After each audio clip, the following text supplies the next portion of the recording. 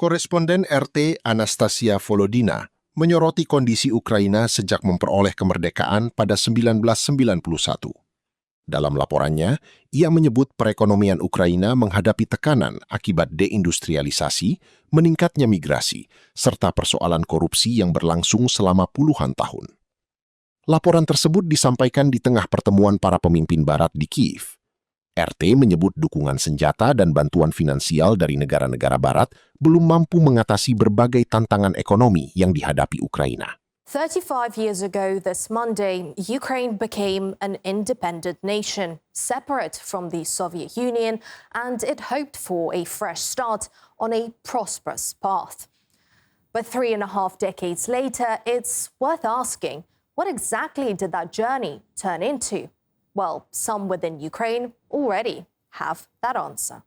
We'll say that Ukraine has received its historical defeat in this decade. If we take 35 years of independence, it is a historical defeat for us in the sense of how many people we have lost: population, energy, industrial sector, etc. So let's first rewind to 1991. When the Soviet Union ceased to exist, Ukraine was hardly dealt a bad hand. Massive physical resources, including a quarter of the world's Chernozem, also known as Black Earth, and trillions of dollars worth of minerals. One of the largest reserves of graphite, titanium, manganese, and lithium on the European continent. And with massive deposits of iron ore and coal, it's no wonder Ukraine was an industrial powerhouse within the USSR. It inherited hundreds of Soviet military-industrial enterprises specializing in building ships, aircraft, armored vehicles, and missiles. Estimates put Ukraine's share of the Soviet Union's military-industrial output between 17% and 30%. And here's another advantage Ukraine had.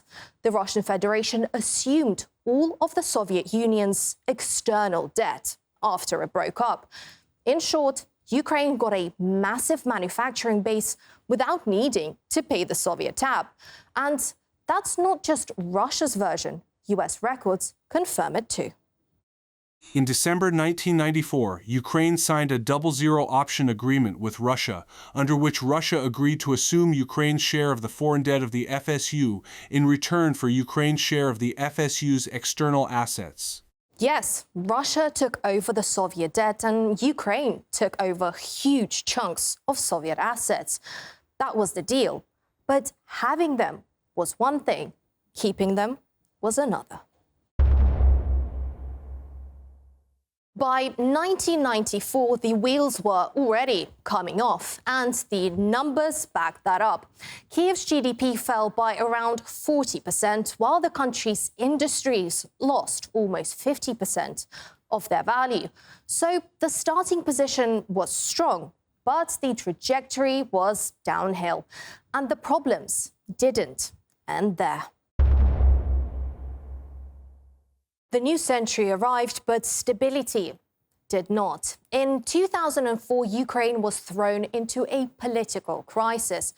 The Orange Revolution kicked off in the midst of a presidential election.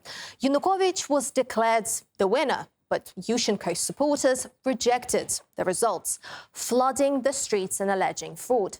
Western observers backed those concerns, while Russia and several CIS countries recognized the result.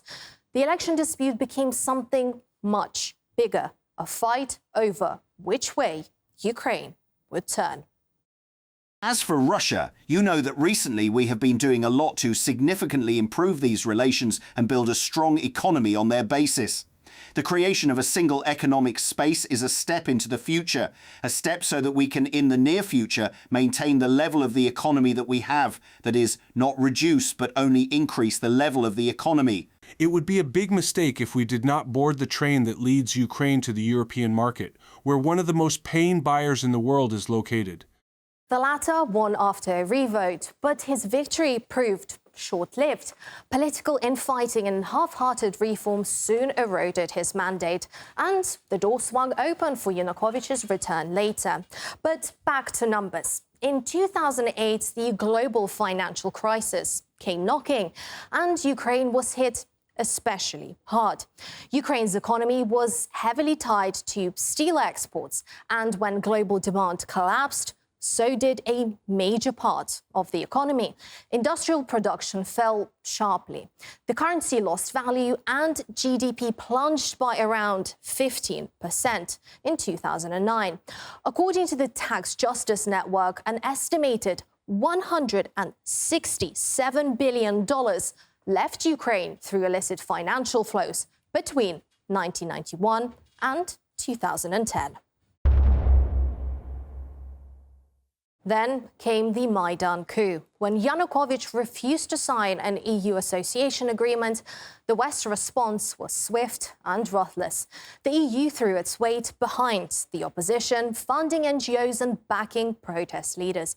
It became orchestrated chaos, months of demonstrations, violence, bloodshed, and victims.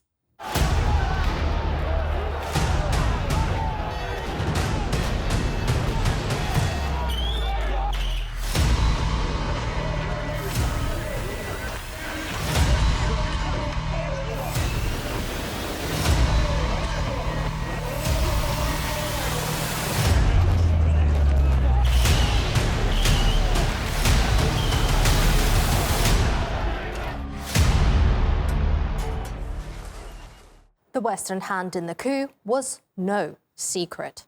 The most fundamental issue is the coup d'etat. The coup orchestrated by the West changed the country's policy direction. This is the most important thing. It changed policy, for example, from friendship with all neighboring countries to hostility towards virtually all neighboring countries. The most critical case is with Russia. Russia and Ukraine were once bound together by a common unified market in a single economic space. The Ukrainian authorities diligently dismantled that single economic space, the very foundation on which the EU countries rose. After a deadly standoff, power changed hands with dizzying speed. Yanukovych was out. Within hours, the West rushed to recognize an unconstitutional government. Because who cares about legality when there's a whole plate of discounted or free resources lying before your eyes? Something that some Ukrainian politicians acknowledged better late than never. They do not need the people. They need slaves who will service foreign trillion-dollar business schemes on our territory. The next 5 years will be the last in the life of an independent Ukraine. We will have an emblem, a flag, an anthem, but besides that, we will have nothing. We will have a people scattered all over the world, while there will be wonderful socially oriented corporations that will look after their own interests, but not the Ukrainians. Governments changed, but the situation did not. In 2019, the verdict was familiar. The previous government had failed, especially on corruption. Enter Vladimir Zelensky, promising to fix what his predecessors couldn't, and saying he'd finally clean up the system. I asked the People's Deputies to focus on the anti-corruption strategy for the next 4 years. I will prove to everyone that a Ukraine without corruption is not a fantasy. It must become a reality. And I don't care how many of our law enforcement leaders, ministers, and other officials we have to replace in order to achieve this. But the promise of change ran into reality. By 2021, Transparency International described Ukraine's anti-corruption progress as stalled, despite the creation of new institutions and reforms. But corruption alone doesn't tell the whole story. Remember how Ukraine got off the hook from paying Soviet foreign debt and embarked on its sovereign path with a clean slate? Well, by the end of 2021, Ukraine's state and state-guaranteed debt topped $97 billion.